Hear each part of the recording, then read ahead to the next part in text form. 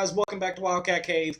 Today we're going to be going through and giving a review and a grade of what we've seen so far from the Kentucky Wildcat football team this season, as well as looking ahead and seeing what is next for the Cats, and of course going over some bowl game projections. I'm going to do my best to go as fast as I can through the first half of the season. We already know kind of what happened there, so we can spend a little more time on the bowl games and what's ahead for the Cats.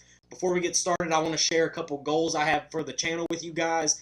The first goal is a long-term goal. I want this channel to reach 1,000 subscribers by the end of the year. I know that's a tall task, doubling the size of the channel in just 2 months, but I believe in Big Blue Nation. I believe in the SEC fans. So I think we can get there, and I would really appreciate if you guys help me. And more of a short-term goal is I would like to reach 500 by the time the Mississippi State breakdown video comes out. That will come out on October 27th, a week from today. We need about 60 subscribers to reach that. I think the Big Blue Nation and everyone else can help get us there. And if we do, I will let you guys choose a topic for a future video. I have videos planned all the way through February, but I have one day where a video is supposed to come out that I don't have a topic, and I will let you guys choose that topic. We can get into more depth once we reach that goal. Next, you guys know that I normally do a contest this time of the week to guess the closest score to the UK game, and you get a shout out. This is obviously UK's bye week, so I went with the LSU Ole Miss game. We're going to do the same thing, closest score and the correct winner in the comment section. We'll get a shout out in my next video, so make sure you leave your comments for that.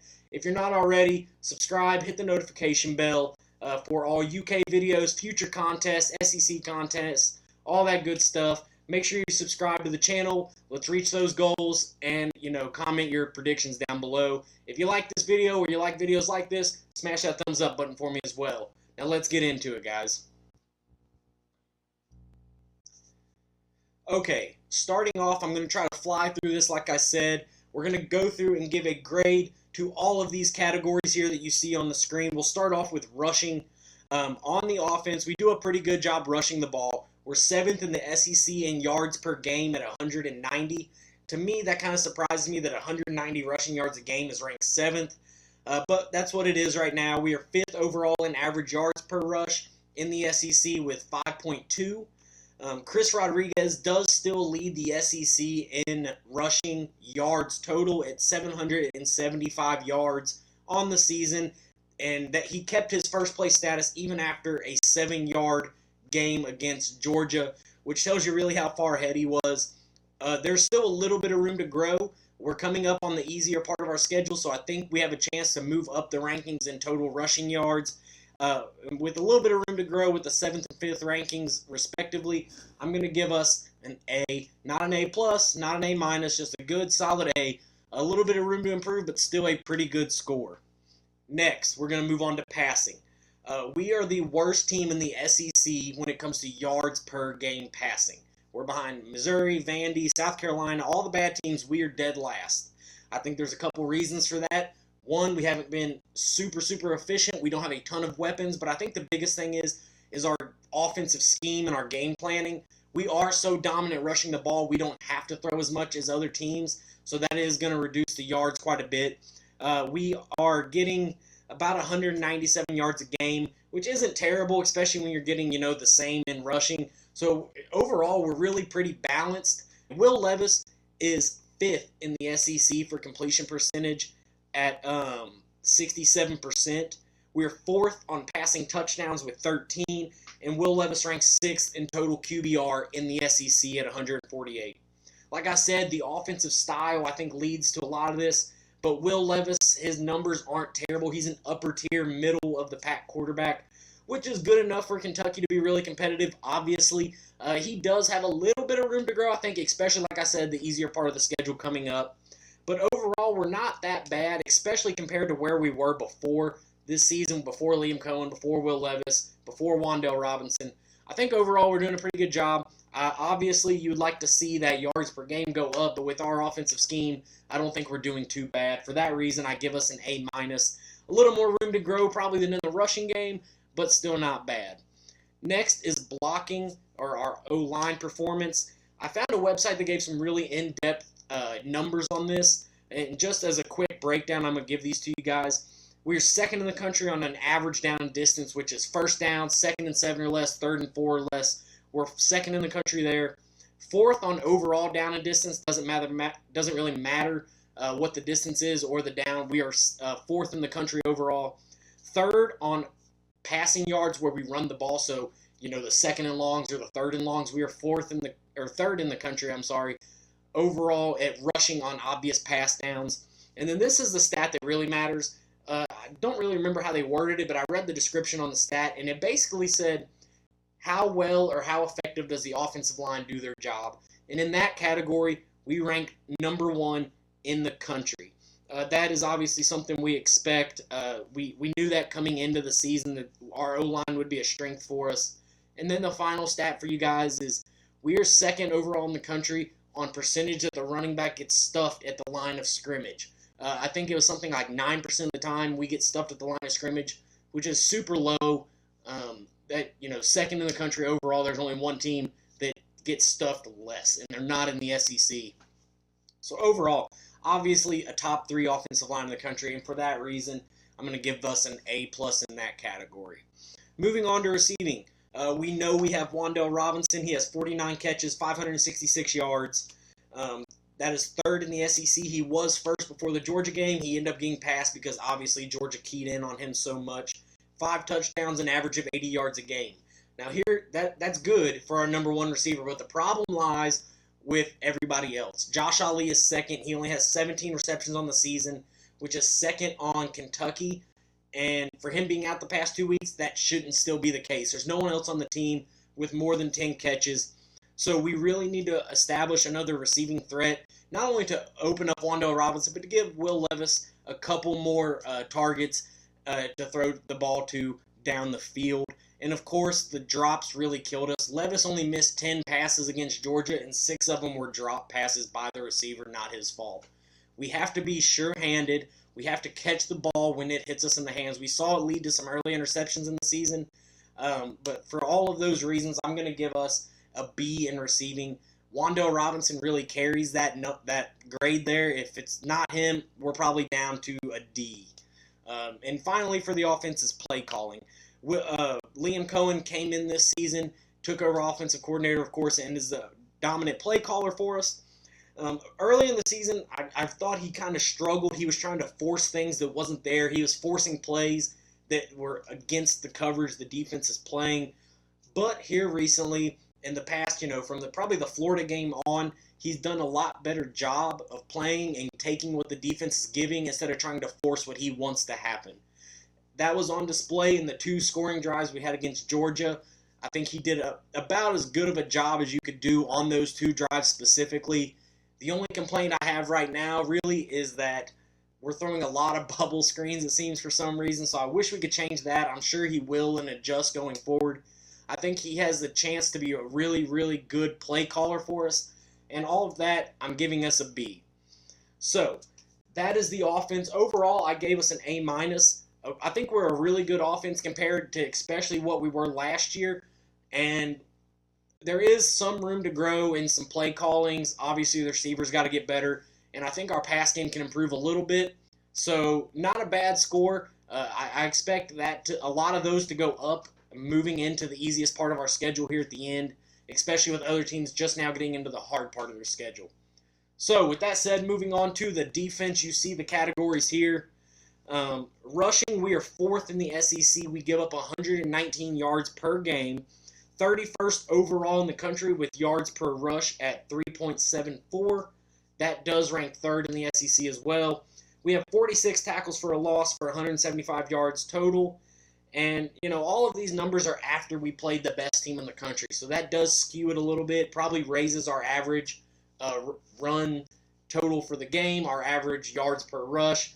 So if it wasn't for that, I think we'd do okay. We did play the best team in the country, so it is what it is there. For all those reasons, I'm giving us an A-. I do think I'd like to see that total yards go back down closer to 100, but, not bad. For the pass defense, we are 5th in the SEC at 200 yards a game. The thing that kills us is we are almost dead last in completion percentage, allowing the other team to complete passes. We are 13th out of 14 in the SEC. quarterbacks throw about 64% completion percentage against us. That is too high. But where that does, we kind of make up for that in fourth and average yards per completion. So that means they are completing a lot of short passes, but we're rallying up and we're making good tackles now, especially out towards the sidelines and the flats. So that is good. We're rallying to the ball. So I'm going to give us a B+. I want that completion percentage number to go way down. I'd like to see it under 50. I know that's kind of, a high expectation, but I think we have the playmakers to do it. Moving on to sacks. We are tied for 75th in the country with only 14 sacks on the season. J.J. Weaver leads our team with 4. He is tied for 6th in the SEC as a player, individual sacks for a player. He's getting to the quarterback more than anybody else on our team. Again, we're moving into the easy part of the schedule. We have 5 games left. I think we need to go from 14 to 30. That's kind of a big jump. We're doing more than doubling our total sacks on the season there, but it's not impossible. We're playing Vandy, New Mexico State, Tennessee, Louisville, not very good teams. I think we can do it. Georgia is already at 24 sacks for the season. So I think, they're obviously going to be light years ahead of us in that category, but I think we can close that gap some and get close to 30. So I'm going to give us a C+. I think that's something we're going to have to get a lot better at, not just this year, but moving forward overall. Turnovers is another similar category where we have to improve. Right now, we only have 3 forced fumbles and only recovered 1 of those on the season, and we have 3 interceptions. Nobody on our team has more than 1 interception. Jalen Foster from South Carolina alone has 4 interceptions, so he alone has forced more turnovers for South Carolina than we have as a team all season. That has to get better, of course. We know that. So for those reasons, I am giving us a C-. Now, those are 2 really bad scores there. That doesn't mean I think we're terrible. I just think we can be better than what we've shown so far. Next is scoring. How much do we allow teams to score on us? We actually do a pretty good job here. We are 3rd in the SEC with only about 19 points a game. That is 23rd in the country. So we are a top 25 scoring defense. That's really good. The way I look at our defense is we are a lot of a bend but don't break type of defense. We give up a lot of yards in between the 30s, but we don't let people in the end zone very often, and more often than not, they are kicking a field goal. So that's really good. I like that a lot. We don't let people score on us a whole lot. I think our offense is always able to score more than 19 points in a game, which is obviously good, which means if our defense stays average, we should win the game. So for that, I'm giving us an A. Maybe we get that number closer to 17 by the end of the season, but I like where we're at, and we're doing a good job there. Now, overall, guys, I give us a B+. That's probably that looks like a high score with the C's and stuff that we have there.